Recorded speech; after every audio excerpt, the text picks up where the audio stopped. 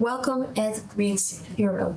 Today we're going to discuss a matter that a lot of you will outrage you and be shocking. Because I discovered an incredible crisis and secret that has been kept secret for us for way too long, but has destroyed thousands of lives.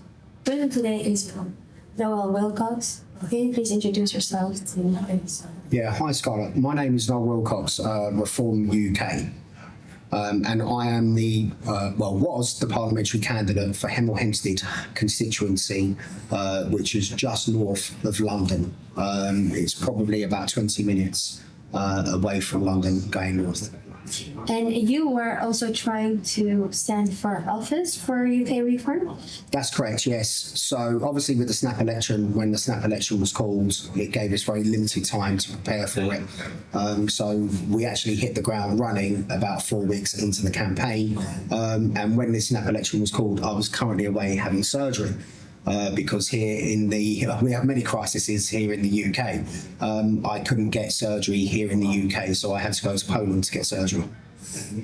And the thing is that I really want to talk about you today is a crisis that you stumbled upon and you've been really an advocate to get it out in the media. So kind of how for 30 years almost it's been going on and we just discovered about it, or at least the public just discovered about it. Can you please tell more about that? Yeah, so it's the Child Maintenance Service, which was formerly the Child Support Agency. So the Child Support Agency was formed in 1993. And due to the sheer volume of complaints that the National Audit Office received, and the National Audit Office is the regulator of accounting for all government departments. That's their sole purpose, that's their sole job. And due to the sheer volume of complaints that they'd received about the operations of the Child Support Agency, it was closed down in 2012. And as a result of that, the Child Maintenance Service was formed. So it was literally, if you think about it, it was like one company closing down, and then it was another company that had just been reopened. So it was like a rebranding effort. So it was still the same staff, it was still the same laws, it's just literally a rebrand of what had happened. And then how did you discover this scandal? So, through my own personal experiences, so I have a daughter and I've never seen her, and I had this government department, the Child Maintenance Service, that came after me, and they were demanding astronomical figures from me that I just simply didn't owe. So I had to start doing my own research, and then I found through social media that there was many others that had been affected by the calculations of the Child Maintenance Service. I then conducted my own research, my own investigations into the Child Maintenance Service, and I started reading a lot of the National Audit Office reports. And the National Audit Office reports were quite harrowing. It was quite serious what I was reading in these National Audit Office reports. Now, I'm not an accountant, but what I could read was that there were serious systemic failures in the Child Maintenance Service. So to understand it correctly, let's summarize it again. So when parents, they get separated, they have to pay for child support. Yes. Then the government is going to decide how high that amount should be. Yes. But they intentionally, and this is the key word, intentionally miscalculate the amount of money a parent should pay for child support. Then what is happening with this money? Where does the money go to? Yeah, I mean, to summarise, you're absolutely correct in what you're saying. So what the Child Maintenance Service have, out of all of our government departments that we have in the United Kingdom, so that's the tax department, which is HMRC, the police, terrorism, etc., the Child Maintenance Service has more enforcement powers than any government department in the United Kingdom, even though it has had systemic failings for the last 30 years. Are you saying that the government was aware of this the whole time? They knew about it and it's still going on? Of course the government knows about it, because the National Audit Office, those reports from the National Audit Office go to the Treasury, so that goes to the Chancellor. So the Chancellor of the Exchequer is in receipt of those reports, because he or she has to understand the Chancellor of the United Kingdom, has to understand what is going on in that government department. Also, the head of the Civil Service also is well aware. So the Civil Service support government policy here in the United Kingdom, and the Civil Service are also aware of what's going on. They basically steal that money from people probably money people cannot even afford to pay. About how much money has been stolen from people, and what are the effects of it? Okay, so when the Child Support Agency was closed down in 2012, there was a legacy of debt of £3.8 billion. In fact, the exact figure was £3.798 billion. We know that that money was never owed through the oral hearings in 2012, where the director of the Child Maintenance Service said, what we used to do to scare the paying parent into paying, we used to inflate their income by 300% as a lever. I think there's some severe question marks over the figure of 3.8. I think the work that the department has done, CMEC has done, identifies that going back many years, we used to create something called an interim maintenance arrangement. Essentially, it was a number that was brought up to say to the non-resident parent, this is how much you'll have to pay, actually used as a bit of a lever when they wouldn't give us their pay and information, which we have to ask for. So actually, it was inflated. It seems to be inflated by about 300%. So when they didn't pay, all those numbers have gone into the arrears. So the truth is actually those arrears are somewhat inflated because of the tools that we used, up to 18 years ago. So that's what they would do. That was the tactic that they would deploy. And what's happened, this money that's never been owed, that's accumulated in the arrears balance, the Child Maintenance Service has carried this debt over, and they've been distributing this debt onto paying parents' accounts. How many people have been affected by it so far? I couldn't give you an exact figure, but there's roughly about, it can vary, roughly about 800,000 to 1 million paying parents a year that are paying. And it is predominantly men. It's not all men, but it is predominantly men. There are some women that also are affected by the Child Maintenance Service calculations. And one of the things that I keep seeing all the time in my research is many paying parents use this terminology of fictitious. They say fictitious arrears. I have had fictitious arrears added to my account. So in essence, what would happen? You'd have the paying parent. They're paying, let's say, for instance, £50 per week. They wake up one morning and on their portal, it states on their portal that all of a sudden they have these arrears on their account. And these arrears have just come from nowhere. But the laws here in the United Kingdom precludes the magistrates from checking the calculations of the Child Maintenance Service. So any calculation that they put in front of the judge is going to get rubber stamped. And when they obtain a liability order, that gives them enhanced enforcement powers. And I'll give you a few of the examples of the enforcement powers that they have. So they can take money from your bank account directly without a court order. So they can actually just raid. It's something called raiding your bank account. So they can go in and take any amount of money. They can do a detachment of earnings order where they force your employer to pay them directly. And that can't be checked. They can put a charging order on your property. So if you own a property, they can put a charging order on that property and force the sale of that property. They can remove your driving license, remove your passport, and they can also commit you to prison as well. You are a father, so this is how you stumbled upon this hideous and insane crisis that you are facing. What did you do with it? Did you go to court? Yeah, I mean, I've been to court and I've tried to challenge these figures and I'm completely unsuccessful. Once a liability order is made against you, you have no way of getting rid of that liability order. And like I say, the liability order, it gives the Child Maintenance Service a vast array, it gives them an armoury of enforcement powers that they can actually use against you. But one of the main topics of discussion here, obviously, what is one of the major factors of somebody taking their own life? What would you say that would be? Desperation. Desperation, financial despair? Absolutely. Yeah, most people who get themselves into a financial crisis, unfortunately, when they can't see any way out of that crisis, very, very sadly, that person will take their own life, which is the most tragic event that can actually happen. Now, the data would suggest, so there was a freedom of information, it's called an FOI, which is where you can apply to the government to give you information about a certain set of statistics, and legally they have to give it to you. So a freedom of information was done between 2020 and 2022. just short of 5,000 paying parents. I believe that the figure was something like 4,988. It was around that. Had taken their own lives in a 2-year period. So you're roughly looking at about 2,500 paying parents annually that have now very sadly lost their lives. There was also another report that was done, paying parents who were in arrears with the child maintenance service. Approximately 5 of them were taking their own lives as well. It is bizarre to think about the fact that the government is literally driving people up to the point that they're taking their own life. And we have been a victim of this, unfortunately.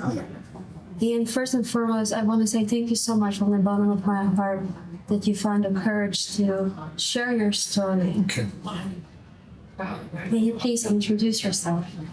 My name's Ian Briggs. The 30 odd years in the service, now retired. And yeah, 4 years ago, my son committed suicide. Completely out of the blue. We had no idea why at the time. And it wasn't until I started going through his paperwork and sorting everything out, I found 3 letters addressed to him from the child maintenance service in the 12-month period leading up to his death. The last letter was dated on the 26th of June 2020. Gavin took his life on the 1st of July 2020. In these letters, they were quoting figures of arrears and they were quoting additional income figures. The arrears figures were in the region of £16,000 and they inflated Gavin's income by £26,013. It didn't make sense at the time, but I sat down with his fiancée and we went through all his bank statements. We managed to get all of his bank statements, all his paychecks and his tax returns and everything. And we worked out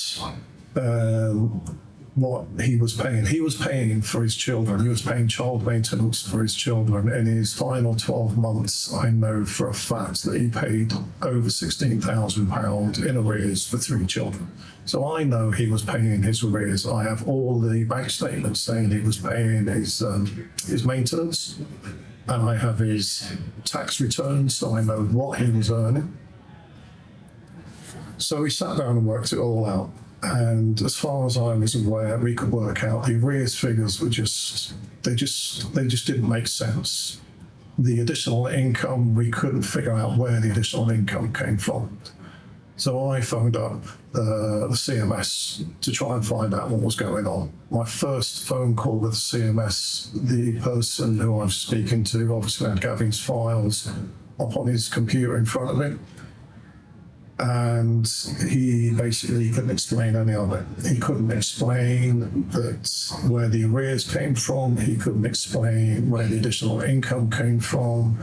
And I also questioned the fact that the CMS was trying to take money for 2 of the children when he was already paying for those 2 children by a court order. So there's a difference when you split up.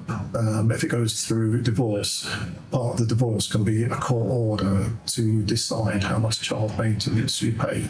And Gavin had a court order for 2 of his children. So the CMS should not, well, no, it's not should not. They definitely shouldn't have been involved in that case, but they were trying to take money for that.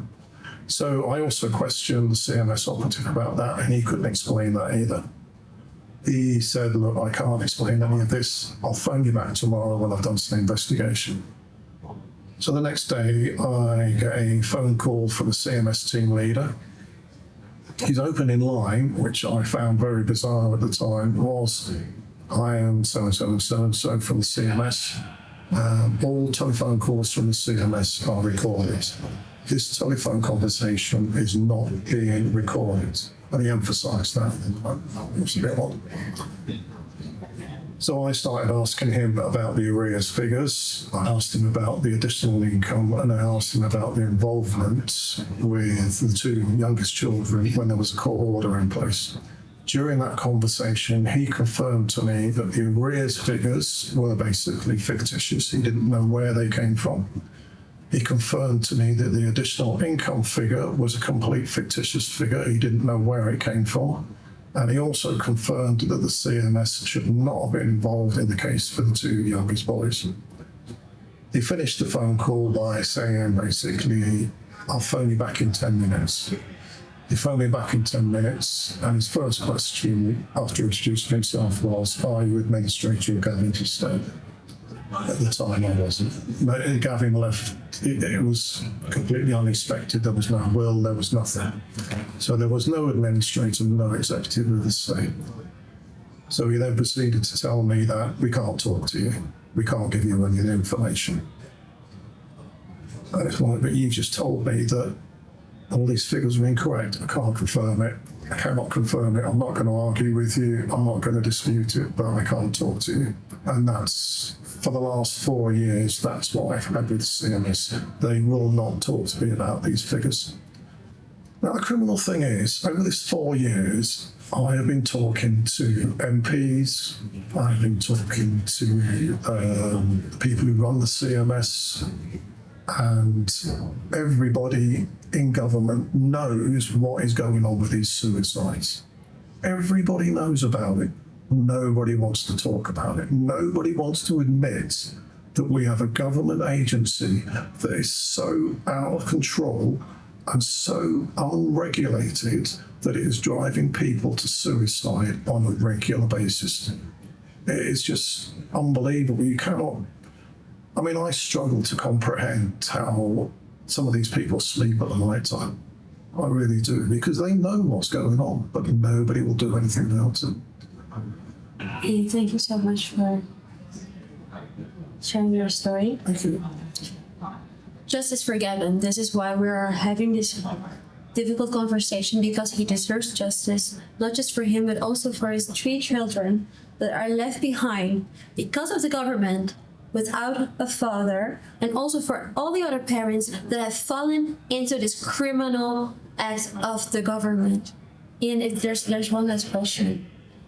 We're going to make sure that this message is going to get out there. We're going to make sure that a lot of MEPs and MPs will see this. What do you want to say to them when they see this? You've got to stop killing people. You've got to do something about this agency. It's got to be held to account, and it's got to stop killing people. And it's got to stop. You know, I've got a grandson who he's already got suicidal thoughts. He's already down that road because he believes he's partly to blame. You know, he's 19 years old and he's already got these thoughts. And it's another well-known fact, it's a statistical fact, that the children of parents who have committed suicide are far more likely to commit suicide. It's not just the people who are dying, it's the kids that you are condemning to that same route. You know, you people have got to do something about this.